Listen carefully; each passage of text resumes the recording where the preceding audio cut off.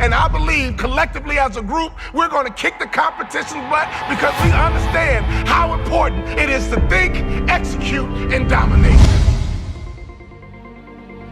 Suck it up. Get tough. Suck it up. Get tough.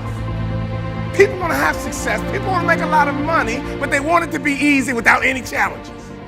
Do you think it was easy for me to become one of the top 450 basketball players in the world that you never heard of? The only way I made it to the NBA is I was fundamentally sound, I was mentally tough, and I never quit. And even when I wanted to quit, I had people in my life that would make sure I didn't quit. I hired and sought out the top 10 motivational speakers, watched all their videos, and I watched them one by one because I understand that if I pay attention to what the best are doing, I could be the best too. I watched game film on Michael Jordan. No matter how much I watched, I couldn't do what Michael Jordan could do. I would watch Magic Johnson. I couldn't do what Magic Johnson would do, but I sat there and had these videos. I watched Les Brown, Zig Ziglar, Tony Robbins. My hard wife was scared. I was scared. I called into my office and I said what husbands say. I said, babe, we're gonna be okay. Every month the checking account was dwindling. I said, babe, we're gonna be okay. Let's start a motivational speaking business. I go to Jerry Sloan and I say, Jerry, I'm trying to make your team, but since we don't scrimmage, I feel like I can't show you what I can do. Go to the corral, hear me clearly. Listen to his answer, and it will unlock some mysteries as to how you become the best in the world at what you do over a long period of time. Jerry, I'm trying to make your team, but I feel like I can't show you what I can do. He says, Walter, I already know what you can do, but if you want to make my team, I suggest you listen, follow directions, and execute. Listen, follow directions, and execute. What I didn't realize, even though we didn't scrimmage in practice, throughout practice, we did drills, and he created what I call habits and rituals. Every single day, practice was the same. Every single day, we drilled on fundamentals. Every single day, we worked on habits and rituals. So even though my mind was floating, even though I was selfish and self-centered, he was conditioning me into the culture through practice of habits and rituals. The reason why I tripled my NBA income in 3 years is because of habits and rituals. Next year, if your name didn't get called to come across the stage, I'm here to tell you they will call your name next year if you go back home and execute habits and rituals. I wanted to scrimmage for me, but Jerry Sloan was getting me ready to play for the Utah Jazz. So every day, it was about habits and rituals. Having hot food is about habits and rituals. Great customer service is about habits and rituals. Being the best in the world at what you do, being a pro, is all about habits and rituals.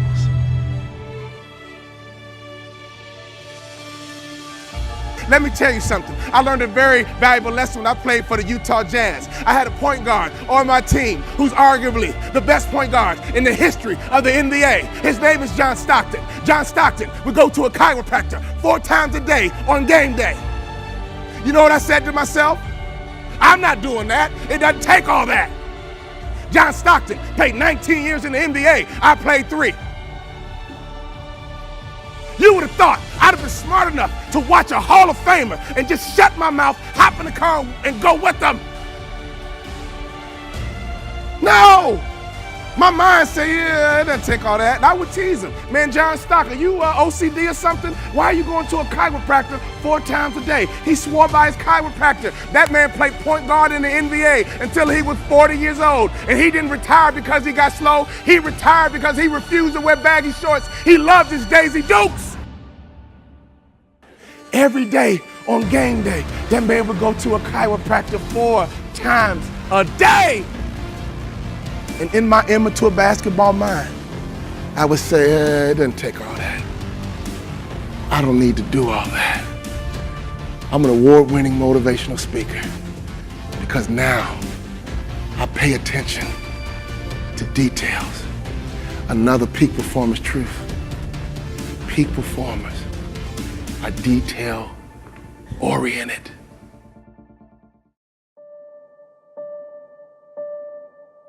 My college career was over. I got offered a job to become a hospital administrator. 2-year program, $75,000 job.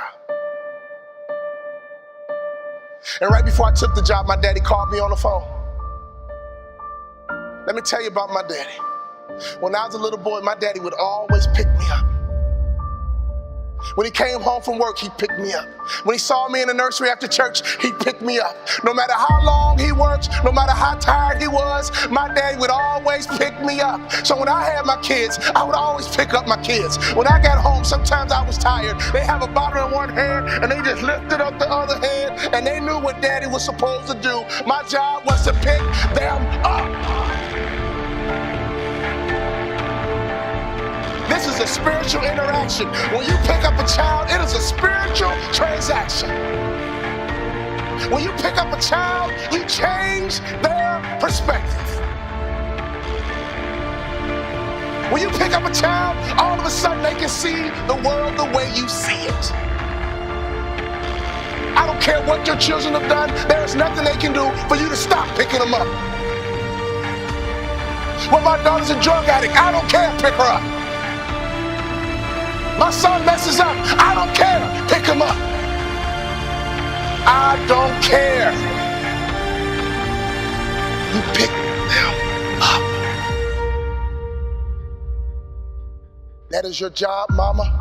That is your job, daddy. That is your job, grandma. That is your job, granddad. Your number one job is to pick them up and change their perspective.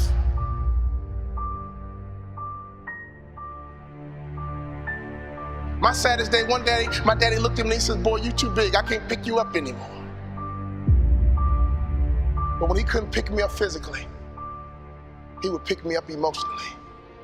He would pick me up spiritually. I had a great dad because he would always pick me up. He would always change my perspective.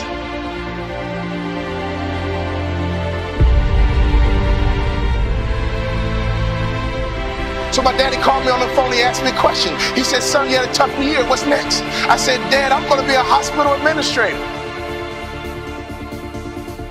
He said, not bad, but let me ask you a question, son. Do you believe you're an NBA player? You can't outproduce your self-image, son. If you don't think so, go take the job. But if you believe you're an NBA player,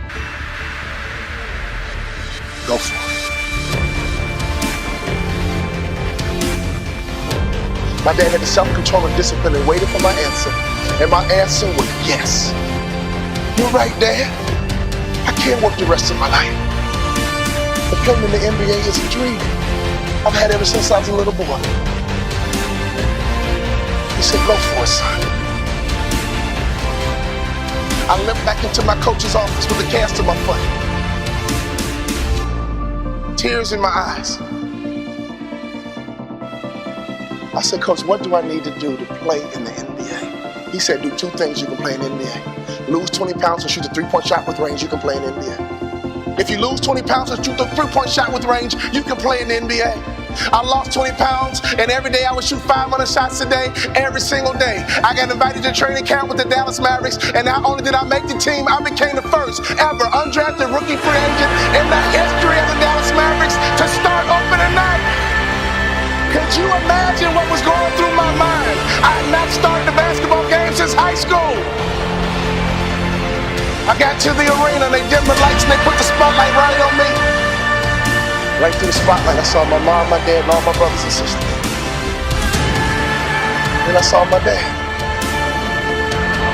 He just pumped my fist. He pumped his fist. And tears streamed down my face. Thank you for all those timeouts. Thank you for making sure I was always home when the streetlights came on. Thank you for making sure I could always hear your voice. Thank you for always changing my perspective.